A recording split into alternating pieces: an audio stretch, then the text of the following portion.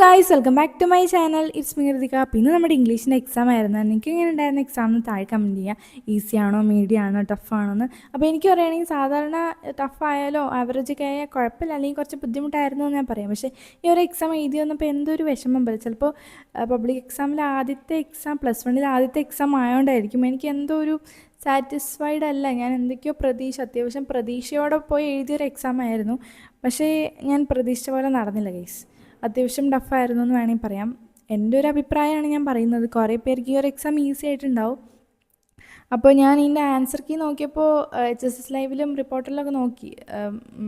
അതിൽ നോക്കിയപ്പോഴത്തേക്ക് അതിലൊന്നും അപ്ലോഡ് ആയിട്ടില്ല. അപ്പോൾ ഞാൻ എന്താ ചെയ്തതെന്ന് വെച്ചാൽ ChatGPT ഇതിൻ്റെ ഫോട്ടോ ഇട്ട് കൊടുത്തിട്ട് ജനറേറ്റ് ചെയ്തെടുത്തു. അപ്പോൾ അതിൻ്റെ ആൻസർ കീ കിട്ടി. അപ്പോൾ നമുക്ക് ഓരോ ക്വസ്റ്റ്യൻ നോക്കുമ്പോഴത്തേക്കും ഫസ്റ്റ് ഒരു പാരഗ്രാഫ്, ഒരു പാസേജ് വന്നിട്ട് അത് ഫസ്റ്റ് ബലൂണിൻ്റെ പേര് അത് ലിഹോർല, പിന്നെ മറ്റേ ലെസൺ ട്രിപ്പ് ഓഫ് ലിഹോർല, പിന്നെ identify any 2 animals sounds sighted in this passage. ആനിമൽസിൻ്റെ സൗണ്ടും അതും കൂടെയാണ് എഴുതേണ്ടത്. ആൻസർ എന്ന് പറയുന്നത് മ്യൂവിങ് ഓഫ് ക്യാറ്റ്സും ബാർഗിങ് ഓഫ് ഡോഗ്സും ആണ് എഴുതേണ്ടത്. പക്ഷേ ഞാൻ ആനിമൽസിൻ്റെ പേരെന്ന് വെച്ചാൽ ക്യാറ്റ്സും ഡോഗ്സും എഴുതി വെച്ചു. അപ്പോൾ അതിൽ നിന്ന് തന്നെ ഒരു മാർക്ക് പോയി. പിന്നെ ഉള്ളത് which word in the passage, അങ്ങനെ വേണ്ടിയിട്ട് ഫ്രൈറ്റൻ്റെ ആ ഒരു വേർഡ് കണ്ടുപിടിക്കാൻ. അത് ബീസ്റ്റ് ആ സ്കേർഡ്, ആ ഒരു സ്കേർഡ് എന്ന് പറഞ്ഞൊരു വേർഡായിരുന്നു നാലാമത്തെ ആൻസർ. അപ്പോൾ അത് എഴുതി. പിന്നെ മറ്റേ ഇത് ഡെത്ത് ദ ലെവലർ എന്ന് പറഞ്ഞാൽ അതിൽ നിന്ന് പാരഗ്രാഫ് വന്നിട്ടുണ്ടായിരുന്നു. അപ്പോൾ ഞാൻ പറയുമ്പോഴത്തേക്കും പേപ്പർ കിട്ടിയ പാടത്തിന് ഞാൻ അവസാനത്തിൽ നിന്നാണ് വായിക്കാൻ തുടങ്ങി. മീൻസ് ഏതാണ് എസ്സേ വന്ന് 8 മാർക്കിൻ്റെ ഏതാണ്, ഫസ്റ്റ് എങ്ങനെ എഴുതണം എന്നൊക്കെ അറിയാൻ വേണ്ടി ഞാൻ ആദ്യം തൊട്ട് അവസാനത്തിൽ നിന്ന് ഫ്രണ്ടിലോട്ടാണ് വന്നത്. അപ്പോൾ അങ്ങനെ ഫ്രണ്ടിലോട്ട് വന്ന് ഈ ഒരു ഭാഗമായപ്പോഴത്തേക്കും കൂൾ ഓഫ് ടൈം കഴിഞ്ഞ് എഴുതാൻ തുടങ്ങി.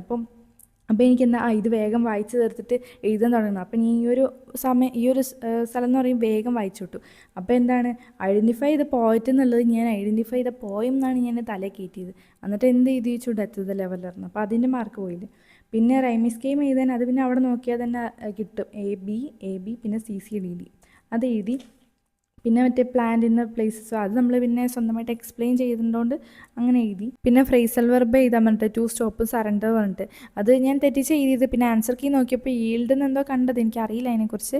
പിന്നെ 9ാമത്തെ ഗ്രാമർ ആയിരുന്നു. അത് നമ്മുടെ ഈ fill in the blanks, either the manager or his assistance, അത് ഞാൻ 6 എഴുതിയത്. പിന്നെ കുറേ പേര് പറയുന്നുണ്ടായിരുന്നു എന്ന്. അപ്പോൾ എനിക്ക് ചെറുതായിട്ട് എന്തോ ഒരു ഡൗട്ട് തോന്നി. പിന്നെ ആൻസർ കീ നോക്കിയപ്പോഴാണ് ഒരു ആശ്വാസമായി.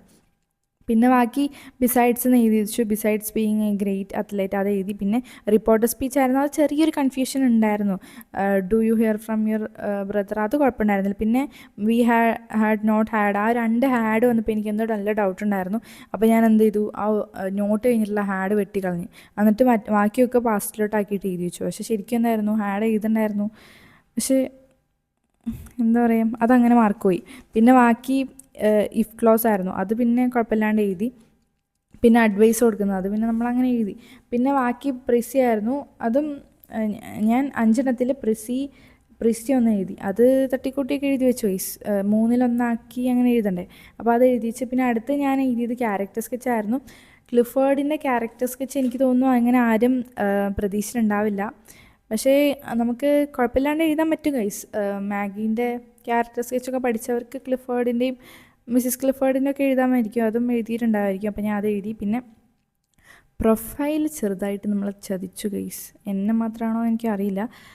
ഞാൻ നമ്മൾ പ്രൊഫൈൽ കാണുന്നു, ബോക്സ് വരയ്ക്കുന്നു, ആളുടെ പേര് ഹെഡിങ് പോലെ കൊടുത്തിട്ട് he was or she was born on അങ്ങ് പറഞ്ഞ് എഴുതും. പക്ഷേ ഇതിൽ പറ്റിയെന്ന് പറഞ്ഞാൽ ഞാൻ അങ്ങനെ എഴുതി ഗൈസ്. പിന്നെ ചെറിയൊരു അഡാപ്റ്റേഷൻസ്, ആക്ടിവിസം അതൊക്കെ ചെറിയൊരു ഇതുണ്ടെങ്കിലും നമ്മൾ തട്ടിക്കുട്ടിയൊക്കെ സെറ്റാക്കി വെച്ചു. പിന്നെ ഞാനിന്ന് പോളിട്ടപ്പോഴാണ് നിങ്ങൾ പറയുന്നത് പ്രൊഫൈൽ ഹീ ആണോ ഷീ ആണോ. പിന്നെ ഞാൻ ആൻസർ കീ നോക്കിയപ്പോഴാണത് ഷീ ആണെന്ന് മനസ്സിലായി ഗൈസ്. അപ്പോൾ ആ 4 മാർക്ക് പോയില്ലേ, എന്താ പറയുക. പിന്നെ ഈ ഒരു പേപ്പർ നോക്കുന്ന ആൾക്ക് എന്തെങ്കിലും ദയ തോന്നിയിട്ട് കുറച്ച് മാർക്ക് കിട്ടിയാൽ കിട്ടി. പിന്നെ 16ാമത്തെ ഞാൻ എഴുതി സറങ് ഓഫ് റാണഗഞ്ചിയിൽ മറ്റേ അഗ്രി വിത്ത് ജോൺ സ്മിത്തിൻ്റെ ബിഹേവിയർ. അത് പിന്നെ അങ്ങനെ എഴുതി വെച്ചു നമ്മളെ രീതിയിൽ. പിന്നെ ബാക്കി എഡിറ്റിംഗ് ഞാൻ കുറച്ച് വായിച്ചപ്പോഴത്തേക്കും എനിക്ക് മനസ്സിലായി എന്നെ കൂടെ നടക്കില്ലാന്ന്. പിന്നെ കുറേ എക്സ്ട്രാ 2 ക്വസ്റ്റ്യൻ വിടണമായിരുന്നു. അപ്പോൾ ഞാനത് പെട്ടെന്ന് വിട്ടിട്ട് അറിയുന്ന വേഗം എഴുതി പോകണമല്ലോ. അപ്പോൾ അത് ഞാൻ പെട്ടെന്ന് വിട്ട് അവസാനം നോക്കാമെന്ന് വെച്ചിട്ട് സമയം കിട്ടിയില്ല. എന്ത് ചെയ്യാനാ. പിന്നെ 18-ാമത്തത് അതും ഞാൻ അവസാനം കുറച്ച് എഴുതി. പിന്നെ എഴുതിയത് 19-ാമത്തത് എന്താണ്, സൺറൈസ് ഓൺ ദ ഹിൽസ് ആണോ സ്ലീപ്പാണോ? സൺറൈസ് ഓൺ ദ ഹിൽസ് അല്ലേ, അതോ മിക്സ്ഡ് ആണോ? ഞാൻ പോയംസ് മര്യാദയ്ക്ക് വായിക്കാണ്ട്, അപ്പോൾ അത് ഞാൻ അങ്ങനെ എഴുതി വെച്ചു, എക്സ്പ്ലെയിൻ ചെയ്തു. ആ ഒരു വരികൾ മീൻസ് എൻ്റേതായ രീതിയിൽ എക്സ്പ്ലെയിൻ ചെയ്തു. പിന്നെ ബാക്കി അപ്പോൾ അതാണ് ഞാൻ എഴുതിയത്. അപ്പോൾ 17ഉം 18 സ്കിപ്പ് ചെയ്തു. പിന്നെ ബാക്കി 5 എഴുതാൻ പറഞ്ഞിട്ടായിരുന്നു, 6 മാർക്കിൻ്റെ. അതിൽ ഞാൻ മഹാത്മാഗാന്ധീൻ്റെ അത് ഷോർട്ടസ്റ്റ്, അത് നമ്മളെ രീതിയിൽ അങ്ങ് എഴുതി വെച്ചു. പിന്നെ 21-ാമത്തെ ഫ്രേസ് ഓഫ് ഫ്ലവേഴ്സിൽ അത് മറ്റേ ഇന്ത്യനെ കുറിച്ച് സൂപ്പർ സ്റ്റീഷൻ അങ്ങനെ പറഞ്ഞിട്ട് എനിക്ക് പെട്ടെന്ന് കത്തിയില്ല. പിന്നെ കത്തിയിട്ട് ഞാനത് എഴുതി വെച്ചു.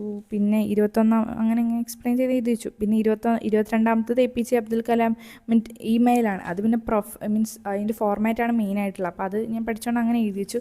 പിന്നെ സെമിനാർ എനിക്ക് എങ്ങനെ എഴുതേണ്ടത് ഞാൻ അറിയായിരുന്നു, പക്ഷേ എന്തോ എനിക്ക് ഐഡിയ കിട്ടിയില്ല.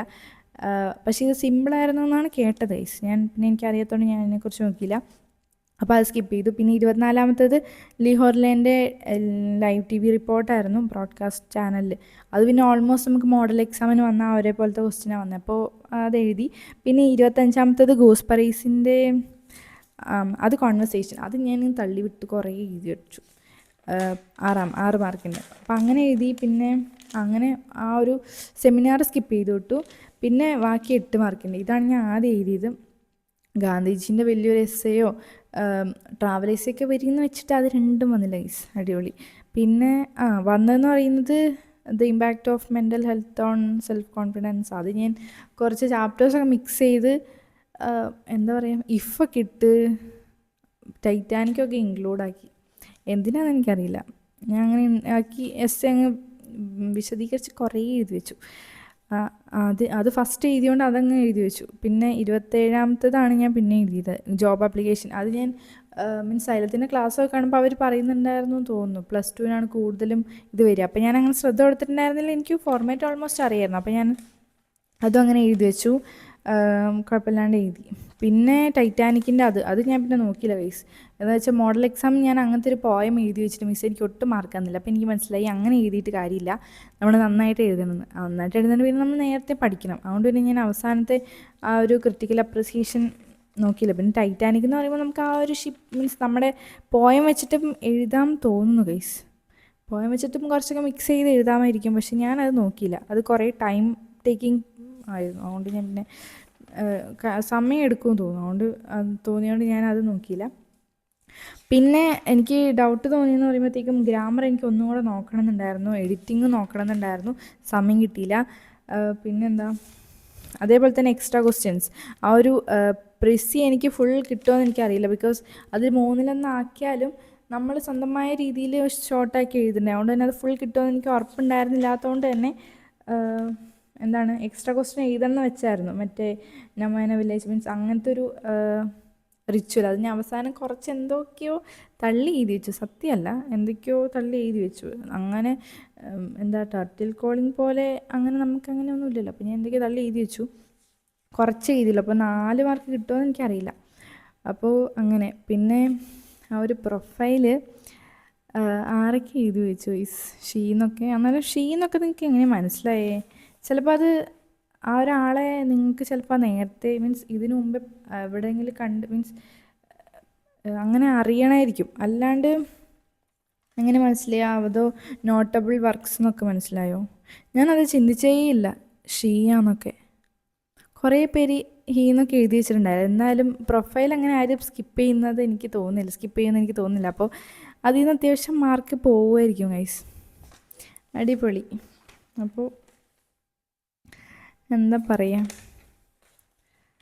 ഓവറോൾ ഒരു ആവറേജ് പേപ്പർ ആയിരുന്നു. പക്ഷെ നമ്മളെ ഫസ്റ്റ് എക്സാം ഞാൻ പ്രതീക്ഷിച്ച അത്ര രീതിയിലല്ല പോയത്. അതുകൊണ്ട് തന്നെ എനിക്ക് എന്തോ ഒരു സാറ്റിസ്ഫാക്ഷൻ കിട്ടിയില്ല എന്ന് വേണമെങ്കിൽ പറയാം. A+ൻ്റെ കാര്യത്തിൽ എനിക്ക് തോന്നുന്നില്ല കിട്ടുമെന്ന് ഗൈസ്. A കിട്ടണം എന്നൊരു പ്രതീക്ഷയുണ്ട്. മീൻസ് എനിക്ക് മോഡൽ എക്സാമിന് 44 അപ്പോൾ അതിൽ നിന്ന് പറയുമ്പോൾ ടീച്ചർ അത്യാവശ്യം ടൈറ്റ് വാല്യൂഷൻ എന്ന് വേണമെങ്കിൽ പറയാം. പക്ഷെ എന്നാലും അതിനെക്കാട്ടും കുറച്ചും കൂടി കിട്ടുമെന്ന് വിചാരിക്കുന്നു. പിന്നെ ഞാൻ മീൻസ് 8 മാർക്കിൻ്റെ ആദ്യം എഴുതിയോണ്ട് തന്നെ കുറേ അങ്ങ് വിശദീകരിച്ച് എഴുതി വെച്ചു. അതുകൊണ്ട് തന്നെ അതിൽ നിന്നൊക്കെ അത്യാവശ്യം കിട്ടുമെന്ന് വിചാരിക്കുന്നു. പ്രൊഫൈലിൽ എനിക്കറിയില്ല ഗൈസ്. പിന്നെ ഗ്രാമറും അതേപോലെ തന്നെ റിപ്പോർട്ടർ സ്പീച്ച് ഞാൻ പകുതി ശരിയാണ്. മീൻസ് മാഗീൻ്റെ ഹാഡ് പോയതുകൊണ്ട് തന്നെ മാർക്കൊക്കെ കിട്ടിക്കഴിഞ്ഞാൽ കുഴപ്പമുണ്ടാവില്ല. പിന്നെ പിന്നെ എനിക്ക് ഏറ്റവും റിഗ്രറ്റ് അടിച്ച സാധനം എന്ന് പറയുന്നത്, എനിക്ക് അറിയാവുന്നിട്ടും ഞാൻ തെറ്റിച്ച് വെച്ചതാണ് മറ്റേ പോയറ്റ് ജെയിം ഷേർലി അല്ലേ ഡെത്ത് ദ ലെവലർ എഴുതിയ. എന്നിട്ട് ഞാൻ ആ ചാപ്റ്ററിന് പോയത്തിൻ്റെ പേര് എഴുതി. അത് ആരൊക്കെ ചെയ്തിട്ടുണ്ട് ഗൈസ്. ഞാൻ സത്യം പറഞ്ഞാൽ ആ എക്സാം എഴുതുന്നവർ ഞാൻ അറിഞ്ഞിട്ടുണ്ടായിരുന്നില്ല. പുറത്തു പോയി ഫ്രണ്ട്സ് എല്ലാവരും കൂടെ പേപ്പർ ഡിസ്കസ് ചെയ്തപ്പോൾ അവരിങ്ങനെ പറയുന്നുണ്ട്, ഞാനിത് പോയറ്റിൻ്റെ പേരല്ല പോയം എഴുതി വെച്ചു. അപ്പം ഞാൻ ഇങ്ങനെ കത്തി, അയ്യോ ഞാനും അത് തന്നെയല്ലേ എഴുതി വെച്ചതെന്ന്. പിന്നെ എനിക്ക് മനസ്സിലായി ഗൈസ്, അതും അതിൻ്റെ മാർക്കും പോയിന്ന്. അപ്പം അങ്ങനെയായിരുന്നു. പിന്നെ നിങ്ങൾക്ക് എങ്ങനെ ഉണ്ടായിരുന്നു എക്സാം എന്ന് കമൻറ്റ് ചെയ്യുക. എനിക്ക് ഇത്രേ ഉള്ളൂ. ഇതെന്ന് പറയുമ്പോഴത്തേക്കും എൻ്റെ ഒരു പേഴ്സണൽ എക്സ്പീരിയൻസ് ആണ് ഞാൻ പറയുന്നത്. കുറേ പേർക്ക് ഈ ഒരു എക്സാം എന്ന് പറയുമ്പോൾ അത്യാവശ്യം ഈസി ആയിട്ട് ഉണ്ടാവുമായിരിക്കും, ചിലർക്ക് നല്ല ടഫായിട്ടുണ്ടാവുമായിരിക്കും, എനിക്കറിയില്ല. അപ്പോൾ നിങ്ങൾ താഴെ കമൻറ്റ് ചെയ്യുക. അപ്പോൾ അത്ര ഉള്ളത്തെ ഒരു വീഡിയോ. അപ്പോൾ ഇനി നമുക്ക് അടുത്തത് കെമിസ്ട്രീൻ്റെ എക്സാമാണ്. കെമിസ്ട്രി പിടിക്കണം ഗൈസ്, കോർ സബ്ജക്റ്റ് പിടിക്കണം നമുക്ക് എന്നാണ് എനിക്ക് തോന്നുന്നത്. എന്നാലും ഇംഗ്ലീഷിന് എനിക്ക് എത്ര നോക്കിയാലും മാർക്ക് അങ്ങനെ കിട്ടാറില്ല. എന്നാലും ഈ പ്രാവശ്യം മാർക്ക് കിട്ടണമെന്നൊക്കെ ഉണ്ടായിരുന്നു ഗൈസ്. അപ്പോൾ അത്ര ഉള്ളത്തെ ഒരു വീഡിയോ. പിന്നെ നിങ്ങൾ ആരെങ്കിലും ഈ ഒരു വീഡിയോ സബ്സ്ക്രൈബ് ചെയ്യാണ്ട് കാണുന്നുണ്ടെങ്കിൽ സബ്സ്ക്രൈബ് ചെയ്യുക. പിന്നെ ഈ ഒരു വീഡിയോ ഇഷ്ടപ്പെട്ടിട്ടുണ്ടെങ്കിൽ ലൈക്ക് ചെയ്യുക. അപ്പോൾ അത്ര ഓക്കെ, ബൈ.